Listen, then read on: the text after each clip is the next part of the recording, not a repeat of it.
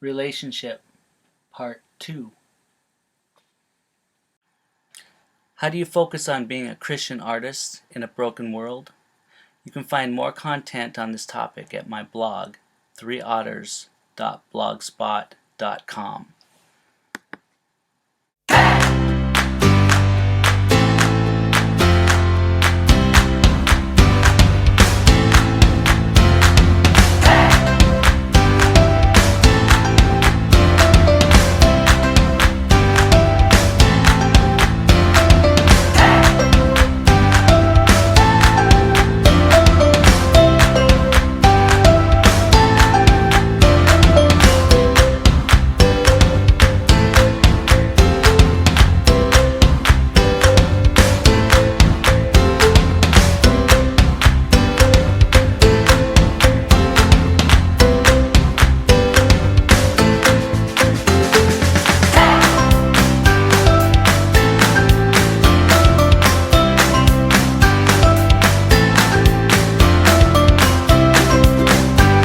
Talked about the plot is the most important element driving the message to the audience. So I believe these two verses are a great glimpse into God's plot for the story He is telling us. And after reading those verses, ask yourself, but why? Why make laws we can't keep? Why die on a cross? And it comes down to that one word again, relationship. Several years ago, working at a grocery store in Libby, I was in the break room one day and there was a checker. She was up in her break and she was upset about something. I think she was struggling with a marriage and some other things going on, and she was frustrated about a lot of stuff, and she asked me, knowing I believed in God. But at the time, I didn't have the answers to her questions, and I wasn't ready for that to be thrown at me, because I was still I was struggling with things too, trying to figure out my faith, and does this all really make sense, and just trying to figure it all out, and I just wasn't there yet. And she asked me, why does God let bad things happen to good people? Why, if God is so loving, why does He let people die? Why do children suffer? She threw all this at me, and it was like, whoa, why is that? And the worst kind of answer you can give somebody for anything, no matter what it is. You're at work and a customer comes in and they're like, hey, they ask you a question about something, and I don't know. And I don't like to do that. I don't like to go there. I don't like to tell people that I don't know something. So, when she asked me that, it was something that I think I'm going to come back to this question again towards the end. But it's something that we need to ponder and think about and try to have an answer for when somebody asks those kinds of questions. And I'm going to answer it with one word right now, and then we're going to unpack it, and we're going to go through several things here to explain it. So you can't just throw this one word at them when they ask that question and have it make sense to them. You have to explain it. But why do bad things happen to good people? Relationship. And so we're going to unpack this right now. And we'll get back to that question again. So, we'll go to Genesis 1, verse 1. Now this, in the beginning, God created the heavens and the earth. I love this verse. I love this whole section of the Bible. There's so much in here in Genesis that it's like everything's fresh and new and exciting, and there's these chunks of history that are kind of lost in there. They kind of vaguely mention some things throughout the book of Genesis. So it gets my imagination going. But with this, the reason I'm bringing this up is, and I'll read it again, is, we're talking about relationship. And so we have to go back to the beginning and really look at this for a second and talk about relationship. And it took humanity quite some time with our brilliant minds and our science and how we've progressed and developed through the centuries to really explain existence, how we exist. How do we exist? What are the components of existing? Through science. And what they finally came up with, that they teach us in schools now, is that to exist, you need three components, three elements to that. You need time, space, and matter. So, if you exist, you have to have a time to exist. So when are you at? What period of time are you? You need time. You need space because you need a place to exist, so it's got to be somewhere. And then matter, you have to be made up of something, or your surroundings have to be made up of something to exist. So you need these three components, time, space, and matter. And what's amazing about that is we like to pat ourselves on the back, and it took us a long time to figure this all out, and God's got it right in his first sentence of his word. And so let's read that again and unpack it. It says, in the beginning, which is time, God created the heavens, which is space, and the earth, which is matter. And so he's got that right there. He's got all of that right there to exist. That's existence right there. So now the question is, why? Why did he make existence? Why did he make creation? Why did he make the universe, the planets, the stars, our particular little blue planet? It seems very insignificant compared to this grand scope of space out there. But yet, this little blue ball is spinning at the right speed, at the right distance from the sun, in a way that's perfect to sustain life. That's not coincidence. None of that is. None of this that we have around us is coincidence or evolution or any of that. This was created on purpose. But why? Why did he make this? Why did he do this?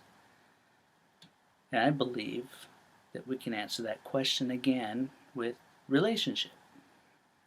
Like I said before, with time, space, and matter, to exist, you need a time to be, you need a space to be in, and you need to be made up of something. So, the great creator made this, I believe, so he would have a place to put us and a time to put us. And it's about us. It's about relationship.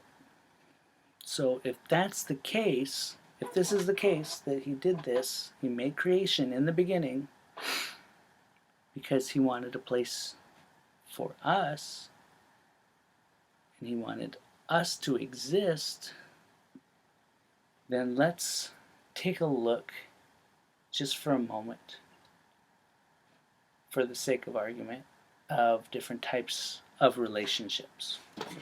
Let's examine this from the way we understand relationships, because we live in a broken world. We do broken things.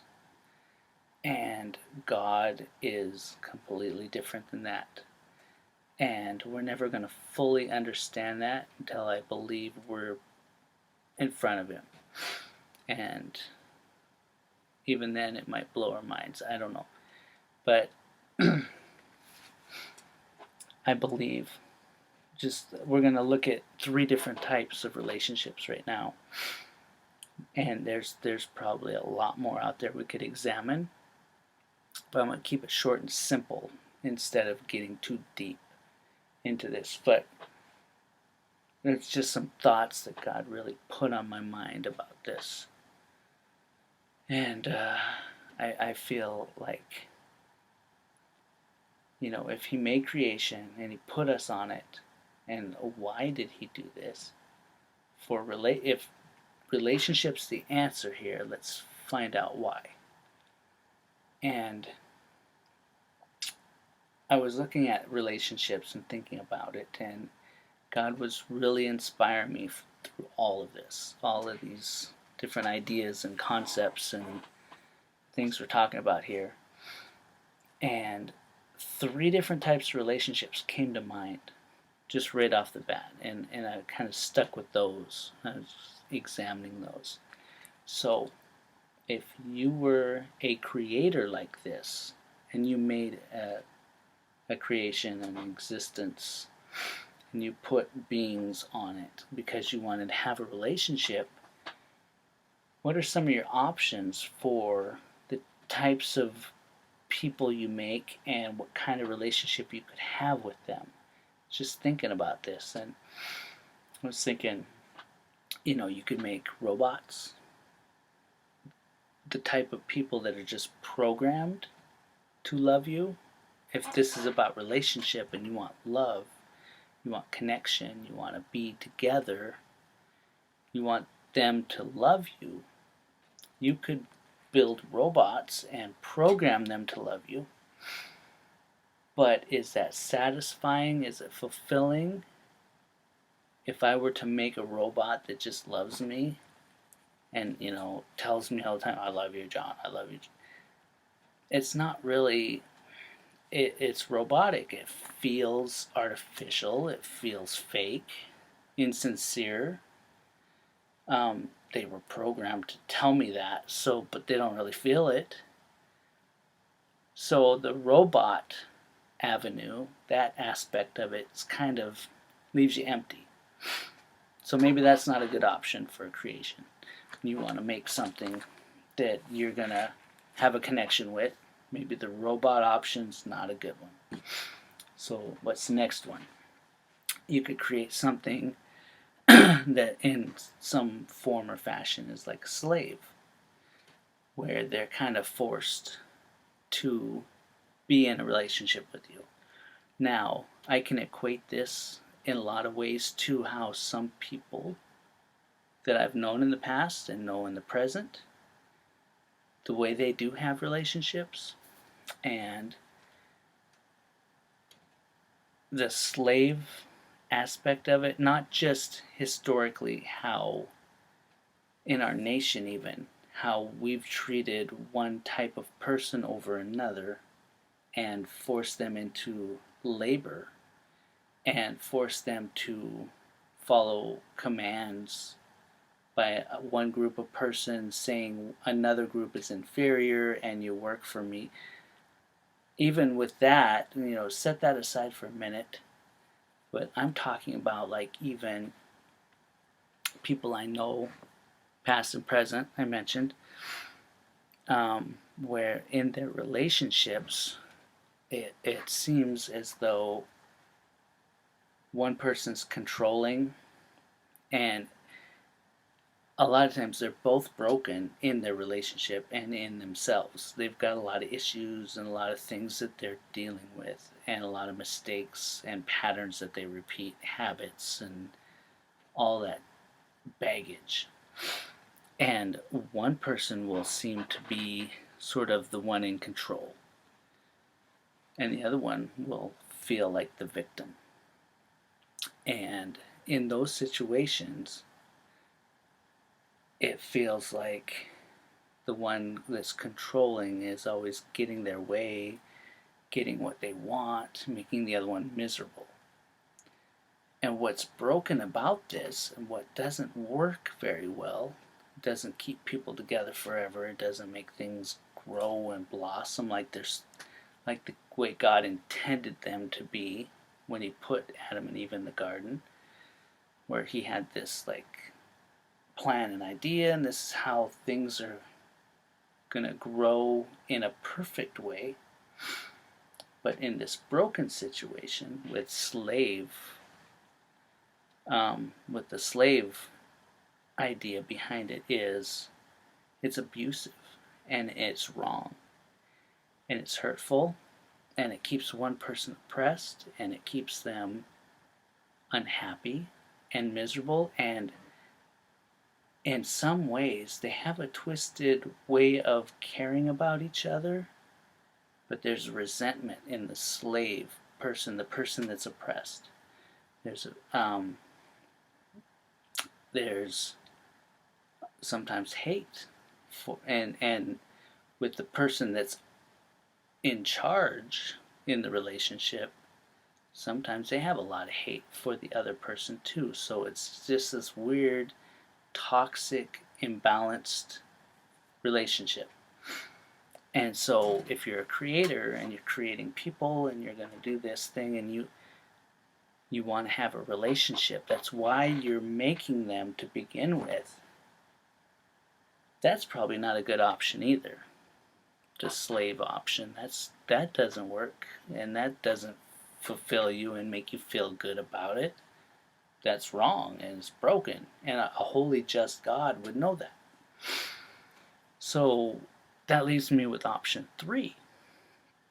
And I was thinking about this. So what would make you feel good is if the other person chose you. They wanted to be with you. They wanted to love you. And you loved them back. And you wanted to be with them. And that, to me, is a healthy, holy relationship. And that's what we call free will. It's when you get the opportunity to choose that you want that other person or God or whoever we're talking about. So free will is the best option in this situation. But when you give free will to something you've created, and God is holy and just and all-powerful and amazing, and he creates these people that are, quite frankly, not as intelligent as God. They're not at the level that God's at of understanding and getting things. But he loves them and he wants them to grow and learn with him, with his guidance. And so, with free will brings this opportunity for creation to go any direction they want. Because God is a gentleman. And God's not going to force you to do anything. He's going to knock on the door, but you have to let him in. He's not going to force his way in. God's a gentleman. And so free will seems like the best option for feeling fulfilled when they choose you. But it also gives them the option not to choose you. It also gives them the option to turn and go the other way. With God, in his infinite wisdom, he knows that away from him is death. There's no other. He is the life of everything. He is the giver of life. And so when we turn from him, we're choosing death. But generation after generation of people, it starts to get watered down to where even with Moses, when they escaped from Egypt, I mean, how amazing would that be to see that and to be there, to see the Red Sea parted and all these miracles happen. to have this cloud of God following all the people of Israel to where everywhere they stopped and set up the tabernacle tent, this cloud of God above them, lighting their way, guiding them. And yet, the next generation of people to come from those that have been freed from Egypt, that next generation had they forgot about those stories. They were stories. And it got left behind and forgotten. Now imagine the earth is 6,000 years old, a little older. 6,000 years. 2,000 years since Christ walked the earth and taught us and died for us. 2,000 years, how many generations is that? That they've forgotten, and we've lost our way again. And yet, he died on the cross to make sure that we have a way back to him. And that's how much he loves us, that he would come and die on a cross for us. And with that, it's really amazing to think about, and so with free will, that's being the best option there is because it's fulfilling and satisfying for both parties when they choose each other. That's a holy kind of love that he also gave us a way back if we chose not to. And how amazing is that? How would we handle that in our daily lives here on planet Earth as human beings that are broken, to be in a relationship with somebody and when they chose not to be with you, to always have the door open for them, that if they wanted to come back, no matter what they went and did or who they were with or what was going on, we don't think that way. We don't, we're like, oh, I'm done with that. That was a mess and they were toxic, and come up with all these things. But God always leaves the door open for us. He always wants to call us back. We came from him, and he wants us to come back to him when we stray. So those were the different kinds of relationships that I was pondering. And then in Ephesians it says, "Be imitators of God, therefore, as beloved children, and walk in love, just as Christ loved us, and gave himself up for us as a fragrant sacrificial offering to God." That's beautifully put. It's better to light a candle than to curse the darkness. Make sure you smash the like and subscribe buttons below. Music provided by bensound.com.